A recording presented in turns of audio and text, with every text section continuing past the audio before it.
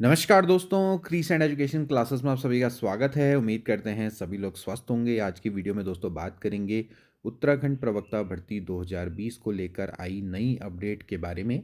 अभिलेख सत्यापन कार्यक्रम दोस्तों जारी कर दिया है यूकेपीएससी ने। 12 मार्च से शुरू होने वाले हैं डॉक्यूमेंट वेरिफिकेशन। चलिए आज की वीडियो को शुरू करते हैं। दोस्तों बात करेंगे यूकेपीएससी के लेटेस्ट विस्तृत कार्यक्रम की। ये नोटिफिकेशन आया है 25 फरवरी 2026 को। ये विस्तृत कार्यक्रम है दोस्तों आपकी अभिलेख सत्यापन कार्यक्रम का। ये उत्तराखंड विशेष अधीनस्थ शिक्षा प्रवक्ता संवर्ग समूह गौ की 2020 की जो परीक्षा है दोस्तों, उसके सापेक्ष अभिलेख सत्यापन का कार्यक्रम है। इसके बारे में दोस्तों हमने लास्ट टाइम आपको बताया था कि जो रिट याचिका है मोहन चंद्र, योगेंद्र कुमार साहा और मीरा पपने, इनके द्वारा दोस्तों इसमें जो पारित निर्णय हुआ था 6/8/2025 और 25/8/2025 के क्रम में इस परीक्षा 2020 के अंतर्गत जो दिव्यांगजन की रिक्तियां हैं, इनके सापेक्ष दिव्यांगजन अधिकार अधिनियम 2016 की जो धारा 34(2) है, इसके क्रम में अदला बदली की प्रक्रिया के अनुसार जो अभिलेख सत्यापन सूची दोस्तों यहाँ पर 13 फरवरी 2026 को निर्गत की गई थी। इसमें दोस्तों अदला बदली का नियम के अनुसार यही था कि अगर दिव्यांगजन की सीट अगर नहीं भर पाती है, तो दिव्यांगजन की किसी श्रेणी में अगर कोई सीट आरक्षित है तो वो दूसरी श्रेणी को ट्रांसफ़र कर दी जाती, यानी कि दिव्यांगजन श्रेणी के दूसरे कैंडिडेट्स को वो सीट दे दी जाती है। और अगर उसके बाद भी वो कैंडिडेट्स अगर अवेलेबल नहीं होता है तो वो जो सीट है वो फिर जनरल के पास चली जाती है, यानी कि उसी श्रेणी में जो आपकी जनरल की सीट होगी वो उसको मिल जाएगी, यानी कि किसी अन्य सामान्य अभ्यर्थी को वो दी जा सकती है। तो उसी के आधार पे दोस्तों यहाँ पर डॉक्यूमेंट वेरिफिकेशन लिस्ट दोस्तों 13 फरवरी 2026 को निकली थी, क्योंकि पिछले भर्ती से दोस्तों ये जो पद हैं वो अग्रणित होते जा रहे थे। इस भर्ती वर्ष में अगर नहीं होती है, कोई भी अगर मान लेते हैं कैंडिडेट्स नहीं मिलता है, तो उसको अगले भर्ती में अग्रणित कर दिया जाता है। लेकिन अगर वो अगली भर्ती में भी अग्रणित नहीं मतलब कि अगली भर्ती में भी उस पर्टिकुलर श्रेणी का अगर कैंडिडेट्स नहीं मिलता है, तो फिर फिजिकली हैंडीकैप्स में आप जानते हैं दोस्तों कि 5 श्रेणियाँ होती हैं। तो उसमें से फिर वो किसी अन्य श्रेणी के कैंडिडेट्स को वो पद दिया जा सकता है। बट अगर वहाँ पर भी वो श्रेणी का पद यानी कि वो श्रेणी का जो कैंडिडेट्स हैं अगर वो मिलना संभव नहीं हो पा रहा है, तो देन वो सीट सामान्य को चली जाती है। तो यहाँ पर दोस्तों यही अदला बदली की प्रक्रिया के तहत पर डॉक्यूमेंट वेरिफिकेशन की दोस्तों यहाँ पर लिस्ट जारी की गई थी। अब इनके अभिलेख सत्यापन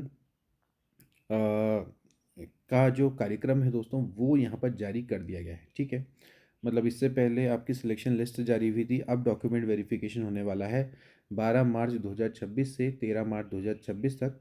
तो अभिलेख सत्यापन का कार्यक्रम दोस्तों आप देख सकते हैं कि ये दिनांक 12 मार्च 2026 को पूर्वाह्न 10 बजे से दोस्तों स्टार्ट होगा। इसमें पहले प्रवक्ता अंग्रेजी सामान्य शाखा है, इसके कुल 15 अभ्यर्थियों का डॉक्यूमेंट वेरिफिकेशन होगा। फिर संस्कृत है सामान्य शाखा के, इनके 3। भौतिक शास्त्र की बात करें तो कुल मिला के 21 अभ्यर्थी हैं। फिर रसायन शास्त्र की बात करें तो 27 अभ्यर्थी हैं। इन सभी का 12 मार्च को डॉक्यूमेंट वेरिफिकेशन होने वाला है। फिर 13 मार्च को होगा डॉक्यूमेंट वेरिफिकेशन प्रवक्ता हिंदी का। सामान्य शाखा में 6 लोग हैं। प्रवक्ता जीव विज्ञान है, सामान्य शाखा में 24 लोग हैं।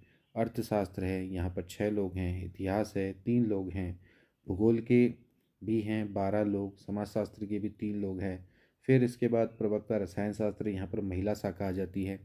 फिर जीव विज्ञान महिला शाखा 3 लोग हैं। और प्रवक्ता अर्थशास्त्र महिला शाखा, यहाँ पर कुल मिला के 6 लोग हैं। तो इन सभी का दोस्तों आपका डॉक्यूमेंट वेरिफिकेशन होना है।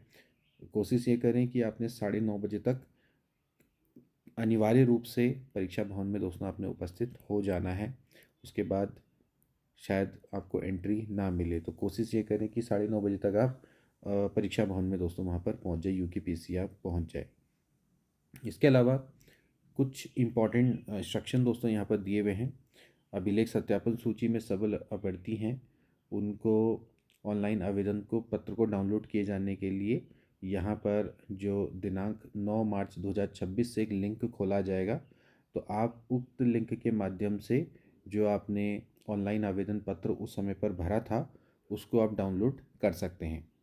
ठीक है, यानी कि जब आपने 2020 में फॉर्म भरा होगा तो जो आपका पूर्ण रूप से भरा हुआ जो फॉर्म है वो आप डाउनलोड करके लेके जाएंगे।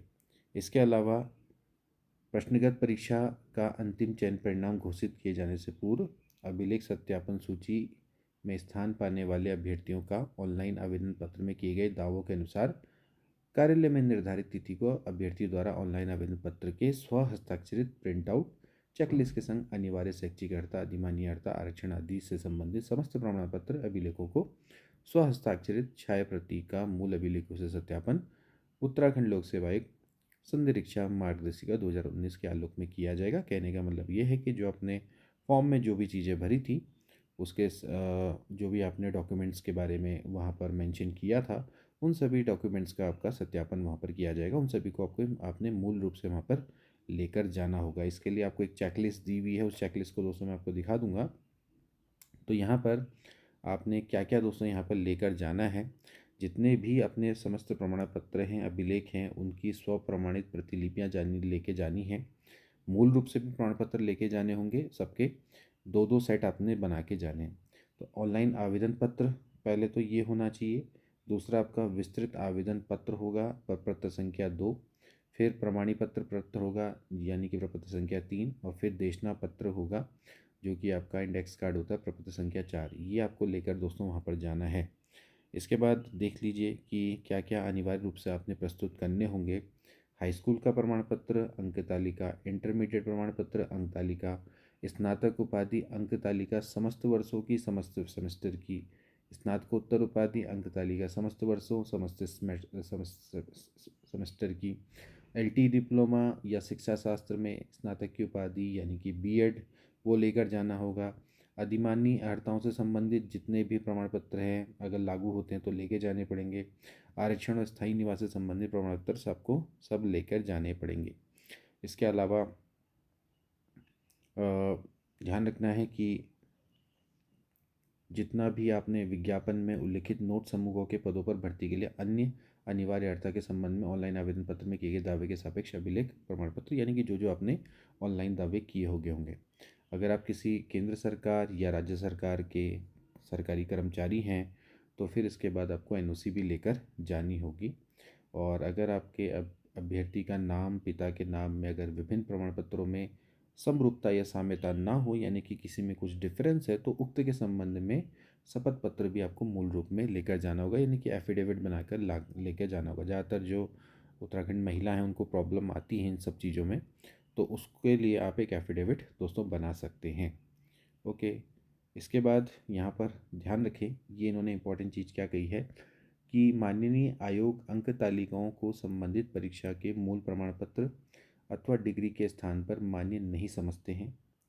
ओके, और केवल अंक तालिकाओं के आधार पर आपको संबंधित परीक्षा में उत्तीर्ण नहीं माना जाएगा। तो यहाँ पर दोस्तों आप ध्यान रखना है कि अंक तालिकाओं को लेकर तो जाना ही जाना है, संबंधित डिग्री भी आपको लेकर जानी पड़ेगी, ये साफ साफ यहाँ पर कह रहे हैं। ओके, तो केवल अंक तालिकाओं के आधार पर आपको उत्तीर्ण नहीं माना जाएगा। जिन परीक्षाओं के परीक्षाफल हाल में ही आए हैं और परीक्षा संस्था ने नियमित प्रमाण पत्र अथवा उपाधि नहीं दिए हैं उनके लिए प्रोविजनल सर्टिफिकेट मूल प्रमाण पत्र के स्थान पर आपको दिखाना होगा। तो आप समझ रहे हैं कि अगर आपके पास अभी मूल प्रमाण पत्र यानी कि डिग्री नहीं है तो फिर आप प्रोविजनल सर्टिफिकेट वहाँ पर जरूर बनाकर जाएं। साफ साफ इन्होंने स्पष्ट कर दिया है कि केवल अंक तालिका से काम नहीं चलेगा। इसके अलावा आपको पासपोर्ट साइज की 2 नवीनतम सेल्फ अटैच फ़ोटोग्राफ लेकर जानी होगी। और इसके अलावा आपको जितना भी क्रमांक 1 से लेकर 13 पर जितने भी वांछित अभिलेख हैं इनकी चेकलिस्ट जो कि अभी आपको मैं दिखाऊंगा कि चेकलिस्ट कैसी होगी, वो सब दोस्तों आपको यहाँ पर लेकर जाना होगा। इसके बाद अगर आप व्यक्तिगत रूप से उपस्थित नहीं होंगे तो उसको अंतिम चयन परिणाम हेतु विचारित नहीं किया जाएगा। ध्यान रखिएगा कि अगर आप यूकेपीएससी वहाँ डॉक्यूमेंट वेरिफिकेशन में नहीं जाएंगे तो फिर आपको अंतिम चयन परिणाम में आपका नाम विचार नहीं किया जाएगा। इसके अलावा अगर कोई अभिलेख सत्यापन में निर्धारित तिथि को जो भी आपने ऑनलाइन आवेदन पत्र में दावे किए थे उसके अनुरूप अगर आप सही अभिलेख प्रस्तुत नहीं करते हैं तो ऐसे अभ्यर्थी को वांछित अभिलेख आयोग में कार्यालय जमा किए जाने हेतु अधिकतम 7 दिन का समय दिया जाएगा। यदि अतिरिक्त 7 दिन की अवधि में भी अभ्यर्थी अभिलेख आयोग कार्यालय में जमा नहीं करा पाता है तो उसको अंतिम चयन परिणाम हेतु विचारित नहीं किया जाएगा। यानी कि अगर कोई डॉक्यूमेंट्स की अगर आपकी कमी पड़ रही है, मान लेते हैं अगर आपके पास प्रोविज़नल सर्टिफिकेट नहीं है कुछ देर के लिए, तो उसके लिए आपको 7 दिन का एक्स्ट्रा डे या 7 दिन का एक्स्ट्रा डेज़ अवसर आपको दिया जाएगा। उसके बाद भी अगर आप नहीं कर पाते हैं तो फिर आपका जो परिणाम है, अंतिम चयन परिणाम है, उसके लिए आपके नाम को कंसिडर नहीं किया जाएगा। ये यहाँ पर दोस्तों आप डिटेल में इस चीज़ को ध्यानपूर्वक पढ़ लें। अब मैं आपको जो जो आपके फॉर्म्स हैं वो एक बार मैं दिखा देता हूँ। सबसे पहले दोस्तों हम बात करेंगे प्रपत्र संख्या 2 की। चयन के अंतिम चरण में भरवाए जाने वाला पत्र है दोस्तों ये।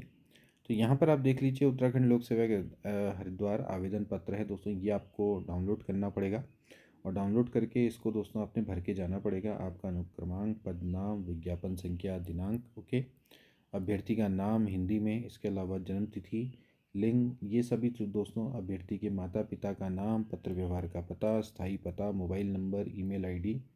इसके अलावा निम्न में से किसी का अभिलेख का विवरण अंकित करें व स्वप्रमाणित प्रति संलग्न करें, जैसे कि Aadhaar card, voter ID, driving licence, okay. क्या अभ्यर्थी या अभ्यर्थी के माता पिता जन्म या अधिवास से भारतीय नागरिक हैं? हाँ तो हाँ, नहीं है तो नहीं। वैवाहिक स्थिति आपकी कैसी है? विवाहित हैं, अविवाहित हैं?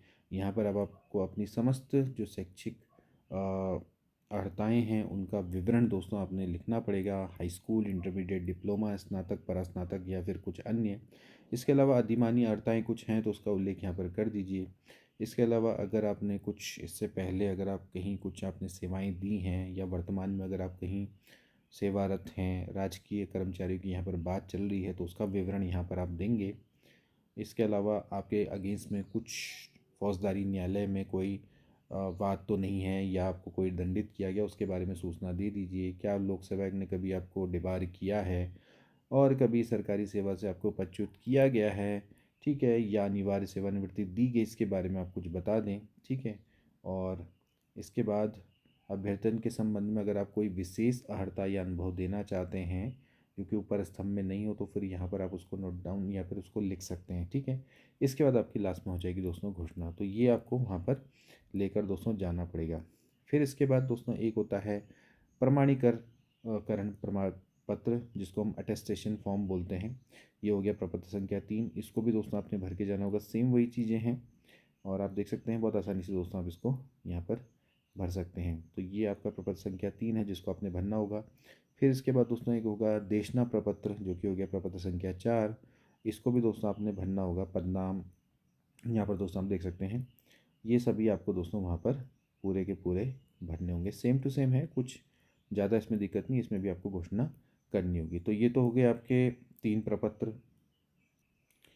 इसके अलावा दोस्तों ये है चेकलिस्ट, इसमें अनुक्रमांक, विषय एवं शाखा डालेंगे।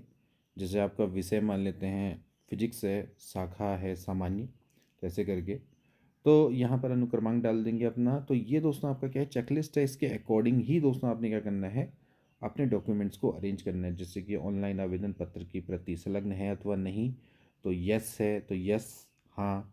इसके अलावा विस्तृत आवेदन पत्र प्रपत्र संख्या 2 जैसे मैंने आपको बताया, फिर प्रमाणी पत्र संख्या 3, फिर देशना प्रपत्र, ओके, ये पूरी तरह से भरा होना चाहिए। इसके बाद फिर यहाँ पर बात करेंगे आपके, अब नेक्स्ट में आप क्या देखेंगे, हाई स्कूल प्रमाण पत्र हो गया, हाई स्कूल अंक तालिका, इंटरमीडिएट प्रमाण पत्र, इंटरमीडिएट तालिका, स्नातक उपाधि या डिग्री, फिर स्नातक तालिका समस्त उसकी, ठीक है।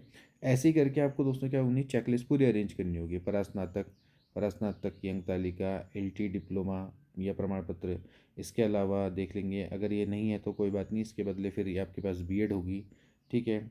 इसके बाद बीएड की अंक तालिका हो गई, उसमें सेमेस्टर, ठीक है। इसके अलावा अधिमान्य प्रमाण पत्र कुछ है तो, इसके अलावा आपका कोई आरक्षण है यानी कि अगर आप आरक्षित अभ्यर्थी के अंतर्गत आते हैं तो अपने जो प्रमाण पत्र हैं वो रख दीजिए। इसके अलावा उत्तराखंड स्वतंत्रता संग्रामी के आश्रित हैं, ठीक है, ये हो गया। स्थायी निवास प्रमाण पत्र हो गया अपना। इसके अलावा अगर आप सरकारी कर्मचारी हैं तो फिर आपकी एनओसी हो गया, ठीक है। इसके अलावा अगर माता पिता के नाम में अगर कोई भिन्नता है, आपके नाम में कोई भिन्नता दिख रही है डॉक्यूमेंट्स में, तो फिर इस केस में आप एक एफिडेविट लगाएंगे। इसके अलावा अपनी 2 नवीनतम स्वप्रमाणित फ़ोटोग्राफ्स, ये सब आपको यहाँ पर लेकर जाना होगा, ठीक है। इसके अलावा अगर कोई अन्य दावे हैं उसके सापेक्ष आपने यहाँ पर जो जो है लिखा हुआ वो भरना है, ठीक है। तो जैसे कि ये बिंदु हैं, जैसे registration of any district employment office located in Uttarakhand, यानी कि आपका डिस्ट्रिक्ट जो एम्प्लॉय ऑफिस है उसमें अगर आपने रजिस्ट्रेशन करवा रखा है, आर यू एम्प्लॉयड हैं, आपने क्या हाई स्कूल और इंटरमीडिएट यहाँ से पास किया है, ठीक है। तो ये दोस्तों यहाँ पर कुछ चीज़ें हैं जो आपने यहाँ पर करके जानी है। तो ये ध्यान रखना है कि जितने भी आपके दावे हैं वो 30/12/2020 तक वैध होने चाहिए। ओके, कहने का मतलब है कि जो फॉर्म भरने की अंतिम तिथि थी उस तक दोस्तों आपके वैध होने चाहिए। अब ऐसा होगा कि कई सारे लोग हैं जिनके आज के समय पे ईडब्ल्यूएस उस समय पे एक्सपायर हो गए होंगे, लेकिन उस समय पर अगर चल रहे थे तो फिर वो आपका वैध माना जाएगा। उस समय पे ओबीसी सर्टिफिकेट था, आज ओबीसी सर्टिफिकेट नहीं है, लेकिन वो 2020 में 30/12/2020 तक आपका वैध होना चाहिए, क्योंकि फॉर्म भरने की अंतिम तिथि तक वो वैध होना चाहिए। इसके अलावा दोस्तों अगर आप उत्तराखंड लोक सेवा आयोग की वेबसाइट में जाएंगे तो आपको दोस्तों वहाँ पर ये जो उस समय का नोटिफिकेशन है दोस्तों वो भी मिल जाएगा। तो यहाँ पर आप देख लीजिए कि यहाँ से आप ये वेबसाइट में ये आपको विज्ञापन संख्या भी मिल जाएगी। तो किसी को अगर विज्ञापन संख्या चाहिए तो यहाँ से आप नोट डाउन कर सकते हैं। बाकी ये सभी दोस्तों मैं अपने टेलीग्राम चैनल पर डाल दूंगा। टेलीग्राम चैनल का लिंक अबाउट सेक्शन में दोस्तों दिया हुआ है, वहाँ से आप जुड़ सकते हैं। तो यहाँ पर आप देख लीजिए कि ये सभी दोस्तों यहाँ पर दे रखा है। ऑनलाइन आवेदन भरने की जो अंतिम तिथि है वो सब यहाँ पर आपकी दे रखी है 1/11/2020 तक उस समय पर थी, तो ये उस समय पर दे रखा है। तो यहाँ तक आपके जो डॉक्यूमेंट्स है वो सारे के सारे क्या होने चाहिए, वैलिड होने चाहिए। वैसे तो 30/12 दिखा रहे हैं वहाँ पर, लेकिन ये उस समय का नोटिफिकेशन है दोस्तों, ठीक है। तो आई होप कि दोस्तों आपको अच्छे समझ में आ गया होगा कि डॉक्यूमेंट वेरिफिकेशन में कैसे जाना है, क्या क्या लेकर जाना है, और उम्मीद करेंगे कि आपको ये चीज़ अच्छे से क्लियर हो गई होगी। मिलेंगे नेक्स्ट वीडियो में, तब तक के लिए take care and good bye.